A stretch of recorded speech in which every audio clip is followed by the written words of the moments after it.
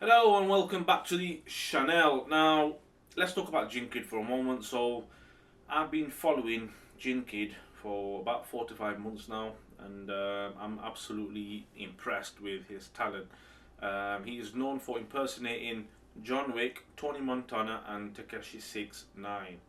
But unfortunately, he is now going to face life in prison or the death penalty for shooting his wife and the guy that she was with. Now, it's all sad, obviously, because I was hooked onto his videos and I was really impressed with his talent, basically.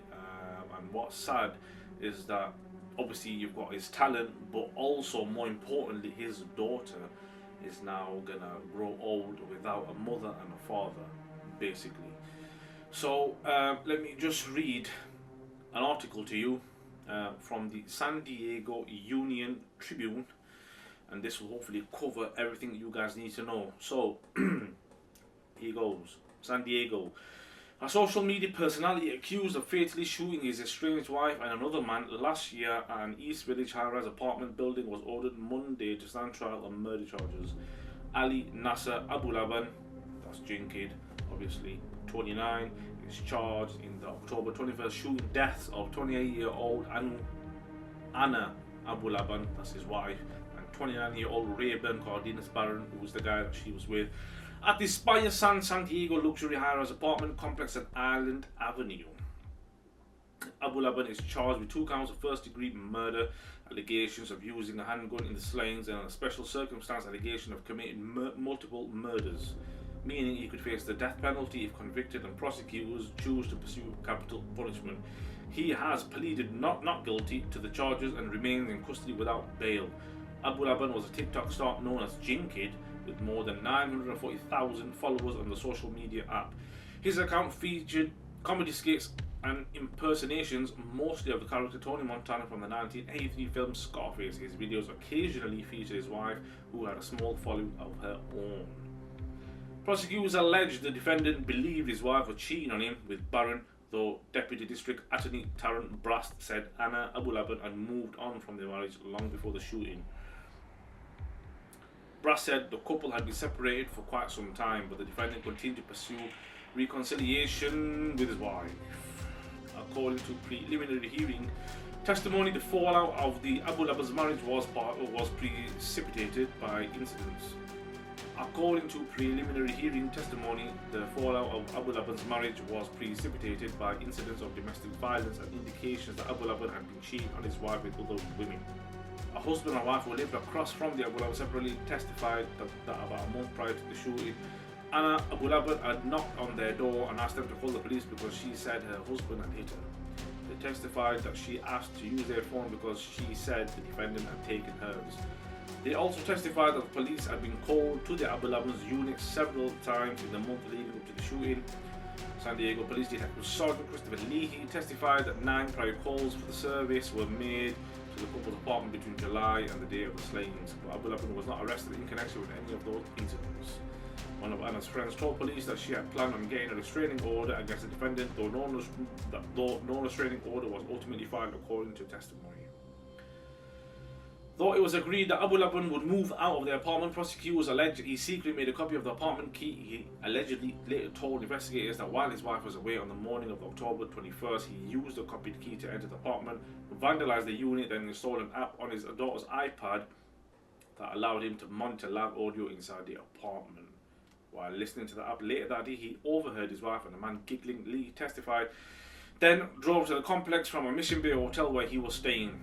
According to Lee, Abu Laban told police that upon entering the apartment, he saw Barron and his wife sitting on the couch, and Barron had his arm around Anna. Abu Laban said that he then shot both victims shortly entering the unit. Lee testified. Abu Laban called police around 10:03 p.m. on the day of the shooting, telling a dispatcher that when he arrived at the 31st floor apartment, he found both victims already dead in the living room. When the dispatcher asked him to remain at the scene, Abu Laban said he had to go and ended the call. Lee testified. Police and prosecutors say Abu Laban then picked up the couple's 5-year-old daughter, who was in the vehicle with him when police stopped him that day on State Route 15 near Interstate 805. He allegedly told his daughter at some point that he hurt mommy. Along with what Abulum allegedly told detectives about committing the shootings, prosecutors say Abulum confesses to the slayings in a phone call with his mother.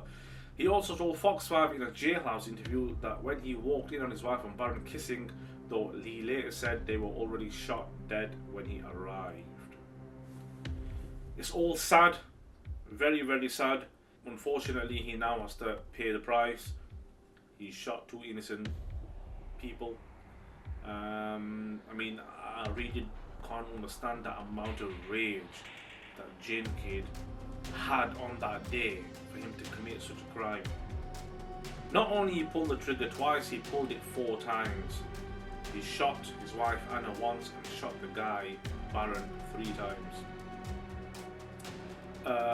There's another article that I read where it stated that his cousin admitted to the police that he would consume cocaine, high amounts of cocaine on a regular basis, and maybe that contributed to his rage and his killing spree.